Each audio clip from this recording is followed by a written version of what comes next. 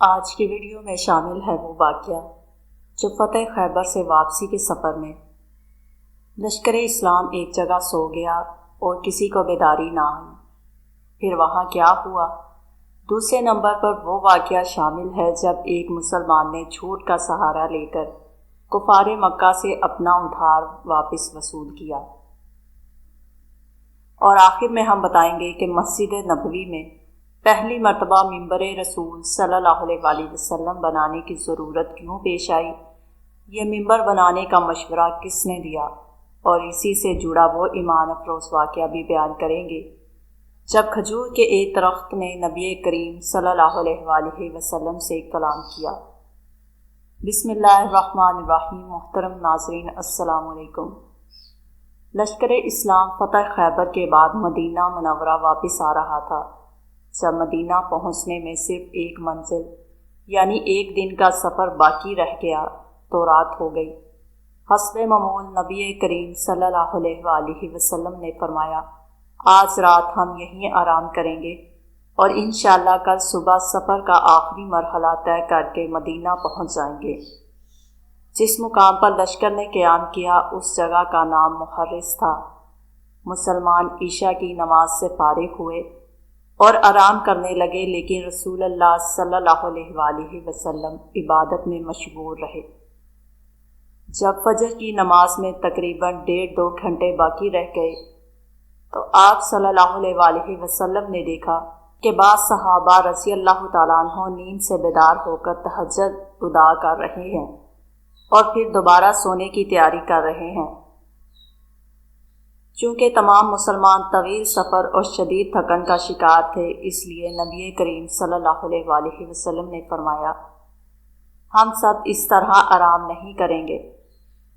کوئی ایک شخص جاگ کر پہرا دے اور نماز فجر کے وقت سب کو جگا دے۔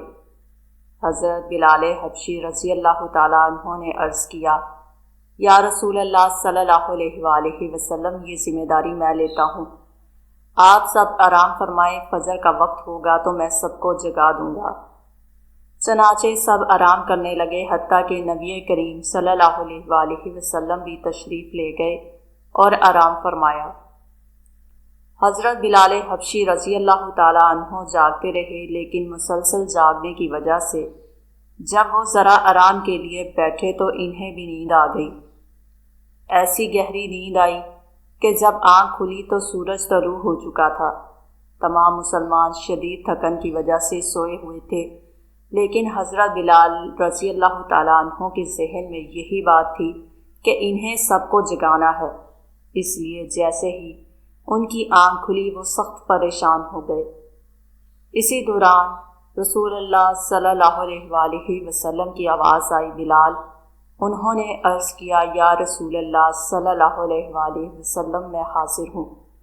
آپ صلی اللہ علیہ وآلہ وسلم نے فرمایا، بلال، سورج تو طلوع ہو چکا ہے۔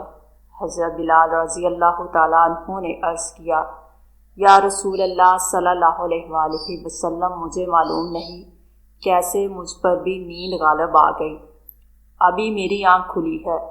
رسول اللہ صلی اللہ علیہ وآلہ وسلم نے فرمایا، بلال، میں بھی سو گیا تھا، میری آنکھ بھی ابھی کھلی ہے۔ پھر آپ صلی اللہ علیہ وآلہ وسلم نے فرمایا، تمام مسلمانوں کو جگا دو۔ تمام صحابہ کرام رضی اللہ عنہم بیدار ہوئے۔ سب نے دیکھا کہ سورج نکل چکا ہے اور نماز فجر کا وقت گزر گیا ہے۔ رسول اللہ صلی اللہ علیہ وآلہ وسلم نے فرمایا، جلدی اپنا سامان اٹھاؤ اور یہاں سے آگے بڑھو۔ چنانچہ قافلہ کچھ دور آگے بڑھا، پھر آپ صلی اللہ علیہ وآلہ وسلم نے قافلے کو رکنے کا حکم دیا اور فرمایا، وضو کرو اور نماز فجر ادا کرو۔ تمام صحابہ کرام رضی اللہ عنہم نے وضو کیا اور رسول اللہ صلی اللہ علیہ وآلہ وسلم کی امامت میں نماز فجر قضا ادا کی۔ اس کے بعد نبی کریم صلی اللہ علیہ وآلہ وسلم نے فرمایا، جب بھی کسی شخص پر نیند اس طرح غالب آ جائے کہ وہ نماز سے رہ جائے اور یہ جان بوجھ کر نہ ہو بلکہ پوری نیت اور تیاری کے باوجود ایسا ہو جائے، تو جیسے ہی اس کی آنکھ کھلے فوراً نماز ادا کر لے۔ آپ صلی اللہ علیہ وآلہ وسلم نے مزید فرمایا کہ ایسے شخص کے لیے بیدار ہونے کا وقت ہی اس نماز کا وقت شمار ہوگا، یعنی اگر کسی کی آنکھ صبح 9 یا 10 بجے کھلے تو وہ فوراً نماز فجر ادا کرے۔ یہ درست نہیں کہ وہ یہ سوچ کر مزید تاخیر کرے کہ نماز تو پہلے ہی قضا ہو چکی ہے، اب بعد میں پڑھ لوں گا۔ ایک صحابی رضی اللہ تعالیٰ عنہ نے عرض کیا، یا رسول اللہ صلی اللہ علیہ وآلہ وسلم، جہاں ہماری آنکھ کھلی تھی ہم نے وہیں نماز کیوں نہ پڑھی؟ آپ صلی اللہ علیہ وآلہ وسلم نے فرمایا، اس لیے کہ وہ جگہ شیطان کا مقام تھی، اسی وجہ سے وہاں حضرت بلال رضی اللہ عنہ جیسے بیدار رہنے والے شخص پر بھی نیند غالب آ گئی تھی۔ اس مقام پر مزید ٹھہرنا مناسب نہیں تھا۔ بعض علماء نے فرمایا کہ یہ واقعہ دراصل امت کے لیے آسانی پیدا کرنے کے لیے پیش آیا تاکہ معلوم ہو جائے کہ اگر کبھی انسان کے اختیار کے بغیر نماز رہ جائے تو اس کا حکم کیا ہے اور اسے کس طرح ادا کرنا چاہیے۔ جس رات یہ واقعہ پیش آیا اسے لیلۃ التریس کہا جاتا ہے۔ عربی زبان میں فجر سے پہلے تھوڑی دیر آرام کرنے کو تاریس کہتے ہیں، جس طرح دوپہر کے آرام کو قیلولہ کہا جاتا ہے۔ اسی مناسبت سے اس واقعے کو لیلۃ التریس کا واقعہ کہا جاتا ہے۔ احادیث سے معلوم ہوتا ہے کہ اگر کوئی شخص بھول جائے یا نیند کی وجہ سے نماز اپنے وقت پر ادا نہ کر سکے تو جیسے ہی اسے یاد آئے یا آنکھ کھلے فوراً نماز ادا کر لے، اس پر کوئی گناہ نہیں ہوگا، کیونکہ اس نے جان بوجھ کر نماز ترک نہیں کی۔ البتہ فقہاء کرام نے اس مسئلے کی مختلف تشریحات بیان کی ہیں۔ اکثر فقہ کے نزدیک چونکہ نماز اپنے اصل وقت کے بعد ادا ہوئی اس لیے فقہی اصطلاح میں اسے قضا ہی کہا جائے گا، لیکن اس پر کوئی گناہ نہیں ہوگا کیونکہ تاخیر جان بوجھ کر نہیں ہوئی۔ بعض اہل علم فرماتے ہیں کہ چونکہ شریعت نے ایسے شخص کو معذور قرار دیا ہے اور بیدار ہوتے ہی نماز ادا کرنے کا حکم دیا ہے، اس لیے اس کے حق میں بیدار ہونے کا وقت ہی گویا نماز کا وقت شمار ہوگا، یعنی ثواب اور قبولیت کے اعتبار سے یہ عام قضا کی نماز کی طرح نہیں ہے۔ اسی واقعے کے بارے میں بھی علماء دو آراء ہیں۔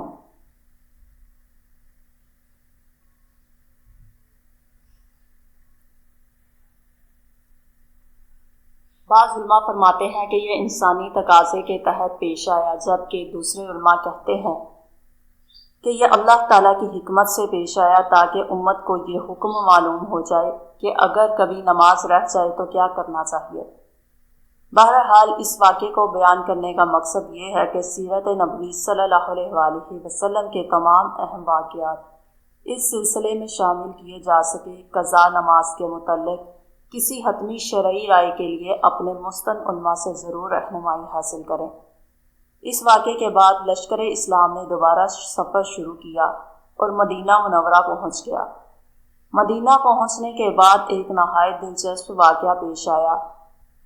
حضرت حجاج بن الاد سلمہ رضی اللہ تعالیٰ عنہ جو ایک بڑے تاجر تھے اور قبیلہ بنو سلیم سے تعلق رکھتے تھے، فتح خیبر کے بعد رسول اللہ صلی اللہ علیہ وآلہ وسلم کی خدمت میں حاضر ہوئے اور عرض کیا، یا رسول اللہ صلی اللہ علیہ وآلہ وسلم، مجھے یقین کامل ہو چکا ہے کہ آپ اللہ کے سچے رسول ہیں۔ چنانچہ انہوں نے اسلام قبول کر لیا۔ ان کے کاروباری معاملات مکہ کے کفار کے ساتھ بھی تھے اور ان کی ایک بڑی رقم اہل مکہ کے پاس بطور قرض باقی تھی۔ انہیں اندیشہ تھا کہ اگر اہل مکہ کو ان کے مسلمان ہونے کا علم ہو گیا تو وہ ان کی رقم واپس نہیں کریں گے۔ حضرت حجاج بن الاد سلمہ رضی اللہ تعالیٰ عنہ نے عرض کیا، یا رسول اللہ صلی اللہ علیہ وآلہ وسلم، مکہ کے لوگوں کے پاس میرا بہت سا سامان بطور قرض موجود ہے۔ اگر انہیں میرے اسلام قبول کرنے کی خبر ہو گئی تو وہ میرا مال روک لیں گے۔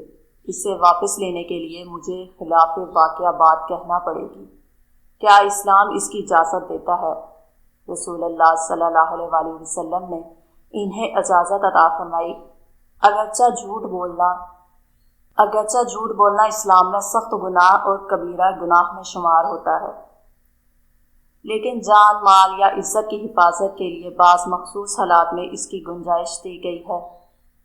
بشرطیہ کہ مقصد کسی دوسرے کا حق مارنا نہ ہو بلکہ اپنا جائز حق حاصل کرنا ہو۔ چنانچہ حضرت حجاج بن الات رضی اللہ تعالیٰ عنہ مکہ روانہ ہوئے۔ جب وہ مکہ پہنچے تو قریش کے لوگ ان کے گرد جمع ہو گئے اور بے چینی سے پوچھنے لگے، بتاؤ خیبر میں کیا ہوا؟ مسلمانوں کا کیا انجام ہوا؟ حضرت حجاج رضی اللہ تعالیٰ عنہ جانتے تھے کہ اگر وہ حقیقت بیان کر دے تو ان کا سارا قصد ٹوٹ جائے گا، اس لیے انہوں نے کہا، مبارک ہو، جب میں خیبر سے روانہ ہوا تو یہودی مسلمانوں پر غالب آ چکے تھے۔ مسلمانوں کے بہت سے آدمی قتل کر دیے گئے تھے، عورتوں اور بچوں کو قیدی بنا لیا گیا تھا اور مسلمانوں کا مال نیلام کیا جا رہا تھا۔ یہ سن کر پورے مکہ میں خوشی کی لہر دوڑ گئی، ہر طرف جشن منایا جانے لگا، لوگ ایک دوسرے کو مبارکباد دینے لگے۔ اسی دوران حضرت حجاج رضی اللہ تعالیٰ عنہ نے کہا، ایک ضروری بات اور بھی ہے، مسلمانوں کا مال نیلام ہو رہا ہے لیکن میرے پاس رقم نہیں۔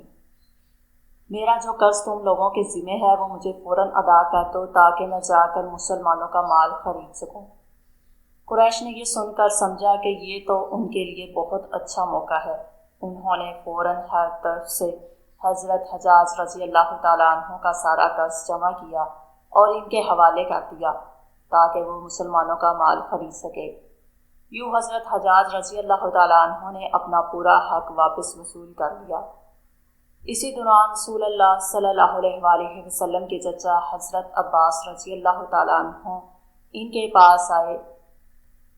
وہ اس لیے آئے تھے کہ مکہ میں مسلمانوں کی شکست کی خبر پھیل چکی تھی، جس کی وجہ سے مکہ میں اپنے ایمان کو چھپا کر رہنے والے مسلمان سخت پریشان تھے۔ حضرت عباس رضی اللہ تعالیٰ عنہ نے حضرت حجاج رضی اللہ تعالیٰ عنہ سے فرمایا، یہ خبر کس حد تک درست ہے؟ حضرت حجاج رضی اللہ تعالیٰ عنہ نے آہستہ سے فرمایا، رات کو میرے پاس آئیے، میں اصل حقیقت بتاؤں گا۔ یہ سن کر حضرت عباس رضی اللہ تعالیٰ عنہ اپنے گھر واپس چلے گئے اور رات کا انتظار کرنے لگے۔ رات کے وقت حضرت حجاج بن الات رضی اللہ تعالیٰ عنہ حضرت عباس رضی اللہ تعالیٰ عنہ کے گھر تشریف لے گئے اور فرمایا، اصل حقیقت اس کے بالکل برعکس ہے جو میں نے اہل مکہ کو بتائی ہے۔ مسلمانوں نے خیبر فتح کر لیا ہے، یہودی شکست کھا چکے ہیں، ان کے بہت سے جنگجو مارے گئے ہیں اور باقیوں کے ساتھ معاہدہ کر لیا گیا ہے۔ پھر انہوں نے حضرت عباس رضی اللہ تعالیٰ عنہ سے درخواست کی، مجھ پر ایک احسان کیجیے، 3 دن تک یہ خبر کسی کو نہ بتائیے تاکہ میں مکہ سے اتنی دور نکل جاؤں کہ اگر قریش میرا تعقب بھی کرے تو مجھے نہ پکڑ سکیں۔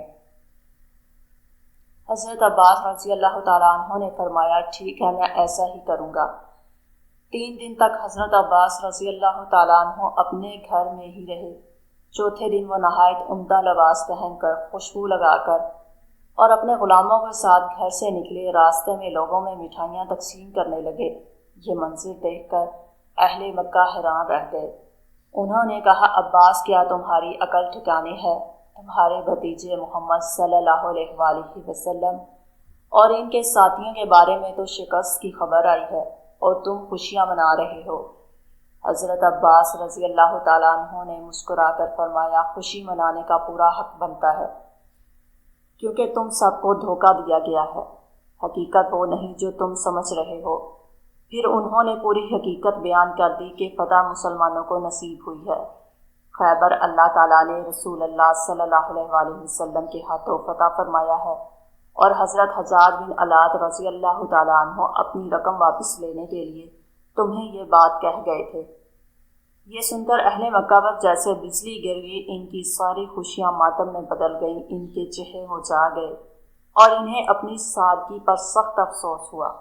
جب بعد میں مختلف ذرائع سے بھی یہی خبر ملی تو انہیں یقین ہو گیا کہ واقعی ہی خیبر مسلمانوں کے ہاتھوں فتح ہو چکا ہے۔ فتح خیبر نے صرف یہودیوں کی طاقت ہی ختم نہیں کی بلکہ قریش مکہ کے حوصلے بھی پست کر دیے۔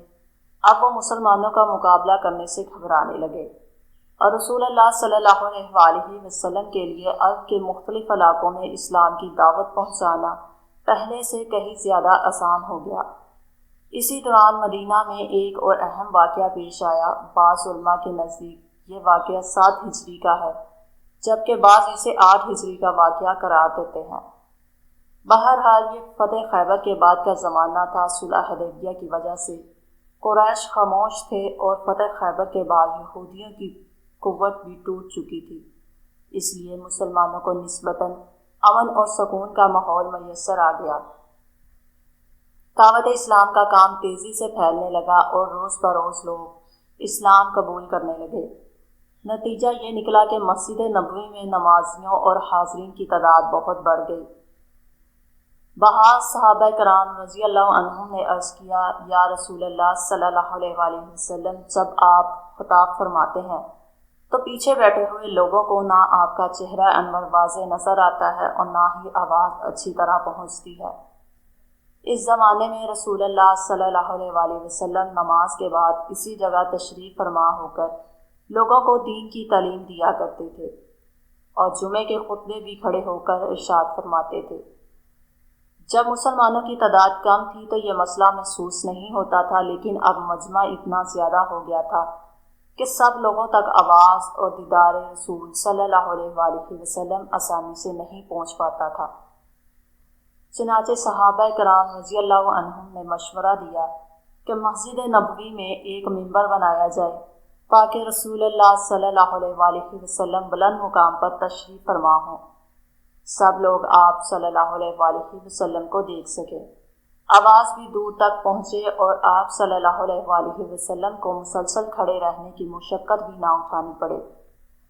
منبر بنانے کے بارے میں مختلف روایات ملتی ہیں۔ ایک روایت کے مطابق خود رسول اللہ صلی اللہ علیہ وآلہ وسلم نے اس کی ضرورت کا اظہار فرمایا۔ دوسری روایت کے مطابق ایک انصاری خاتون نے عرض کیا کہ ان کا بیٹا بڑھئی ہے، اگر اجازت ہو تو وہ آپ صلی اللہ علیہ وآلہ وسلم کے لیے ایک منبر تیار کر دیں۔ تیسری روایت کے مطابق حضرت تمیم داری رضی اللہ عنہم، جو شام کے علاقوں کا سفر کر چکے تھے، انہوں نے وہاں بادشاہوں کے منبر دیکھے تھے، اس لیے انہوں نے مشورہ دیا کہ رسول اللہ صلی اللہ علیہ وآلہ وسلم کے لیے بھی ایک منبر بنایا جائے۔ بہرحال 3 زینوں سیڑھیوں پر مشتمل ایک خوبصورت منبر تیار کیا گیا اور مسجد نبوی میں پہلی مرتبہ رسول اللہ صلی اللہ علیہ وآلہ وسلم کے لیے منبر نصب کر دیا گیا۔ منبر تیار ہونے سے پہلے رسول اللہ صلی اللہ علیہ وآلہ وسلم مسجد نبوی میں خطبہ دیتے وقت کھجور کے ایک تنے کے ساتھ ٹیک لگا کر کھڑے ہوا کرتے تھے۔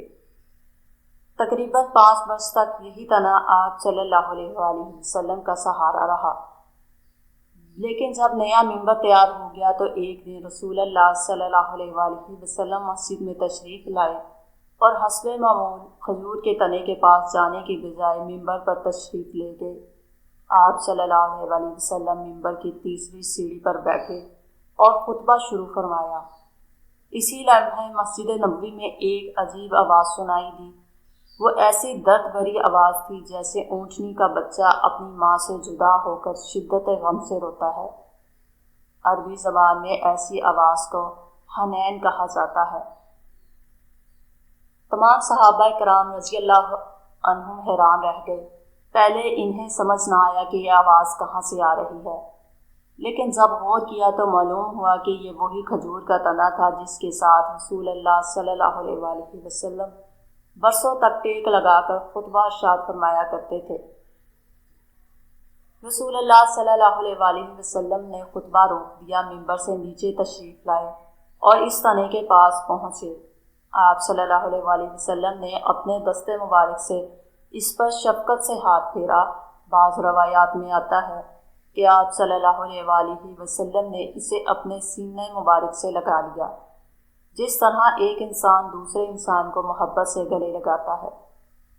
پھر رسول اللہ صلی اللہ علیہ وآلہ وسلم نے فرمایا، کیا تم اس بات پر راضی نہیں کہ اللہ تعالیٰ تمہیں جنت میں ایسی جگہ عطا فرمائے جہاں میں بھی موجود ہوں اور میں تمہارے سائے میں آرام کروں۔ یہ سن کر وہ تنا بالکل خاموش ہو گیا، گویا اسے سکون اور اطمینان مل گیا ہو۔ اس کے بعد رسول اللہ صلی اللہ علیہ وآلہ وسلم دوبارہ منبر پر تشریف لے گئے اور اپنا خطبہ مکمل فرمایا۔ بعد میں یہ کھجور کا تنا مسلمانوں کے لیے نہایت قابل احترام بن گیا۔ بعض روایات کے مطابق جب اس کی عمر پوری ہوئی تو اسے اسی مقام پر دفن کر دیا گیا، جبکہ بعض روایات میں ہے کہ بعد کے زمانے میں اسے کاٹ کر اسی جگہ دفن کیا گیا۔ اسی مقام پر بعد میں مسجد نبوی میں ایک ستون تعمیر کیا گیا جسے استوانہ حنانہ کہا جاتا ہے۔ آج بھی یہ ستون مسجد نبوی کے تاریخی ستونوں میں شامل ہوتا ہے اور اسی واقعے کی یاد دلاتا ہے کہ ایک بے جان درخت بھی رسول اللہ صلی اللہ علیہ وسلم کی جدائی برداشت نہ کر سکا۔ ممبر رسول صلی اللہ علیہ وسلم بنائے جانے کی بنیادی وجہ یہ تھی کہ مسجد نبوی میں مسلمانوں کی تعداد پہلے سے کہیں زیادہ ہو چکی تھی۔ اب جب رسول اللہ صلی اللہ علیہ وسلم زمین پر بیٹھ کر وعظ فرماتے تو پیچھے بیٹھے ہوئے بہت سے لوگ نہ آپ صلی اللہ علیہ وسلم کو واضح طور پر دیکھ پاتے تھے اور نہ ہی آپ صلی اللہ علیہ وسلم کی آواز پوری طرح سن پاتے تھے۔ مسلمانوں کی تعداد میں یہ اضافہ اس لیے ہوا کہ اس وقت تک رسول اللہ صلی اللہ علیہ وسلم کی دعوت اسلام ایک نئے مرحلے میں داخل ہو چکی تھی۔ اہل علم بیان کرتے ہیں کہ رسول اللہ صلی اللہ علیہ وسلم نے دعوت اسلام کو تدریج کے ساتھ مختلف مراحل میں پہنچایا۔ پہلا مرحلہ اپنے قریبی رشتہ داروں کو دعوت دینے کا تھا، جس کا حکم اللہ تعالیٰ نے سورہ شعراء میں فرمایا، اور اپنے قریبی رشتہ داروں کو ڈرائیے۔ اس کے بعد دوسرا مرحلہ آیا جس میں اہل مکہ اور اس کے ارد گرد رہنے والوں کو اسلام کی دعوت دی گئی۔ پھر تیسرا مرحلہ شروع ہوا جس میں رسول اللہ صلی اللہ علیہ وسلم مختلف قبائل کے پاس تشریف لے گئے، مینا میں آنے والے قبیلوں کو اسلام کی دعوت دی، طائف کا سفر فرمایا اور عرب کے مختلف علاقوں میں اللہ کا پیغام پہنچایا۔ اس کے بعد دعوت اسلام کا چوتھا اور عظیم مرحلہ شروع ہوا جب اللہ تعالیٰ نے حکم دیا کہ آپ صلی اللہ علیہ وسلم پوری انسانیت کے لیے رسول بنا کر بھیجے گئے ہیں۔ اسی حکم کے مطابق رسول اللہ صلی اللہ علیہ وسلم نے دنیا کے مختلف بادشاہوں اور حکمرانوں کے نام دعوتی خطوط روانہ فرمائے۔ بعض مورخین کے مطابق یہ خطوط صلح حدیبیہ کے بعد بھیجے گئے، جبکہ بعض کے نزدیک فتح خیبر کے بعد ممکن ہے کہ خطوط صلح حدیبیہ کے فوراً بعد روانہ کیے گئے ہوں، لیکن دور دراز علاقوں تک پہنچنے میں کئی ماہ لگ گئے ہوں، اس لیے وہ 7 ہجری میں متعلقہ بادشاہوں تک پہنچے ہوں۔ ان خطوط میں رسول اللہ صلی اللہ علیہ وسلم نے نہایت حکمت اور خیر خواہی کے ساتھ اسلام کی دعوت پیش فرمائی اور انہیں اللہ تعالیٰ کی وحدانیت اور اسلام قبول کرنے کی طرف بلایا۔ محترم ناظرین، آج کی نشست میں اتنا ہے۔ انشاءاللہ آئندہ ایک نئے اور ایمان افروز موضوع کے ساتھ دوبارہ حاضر ہوں گے۔ تب تک کے لیے اجازت دیجیے۔ السلام علیکم ورحمۃ اللہ وبرکاتہ۔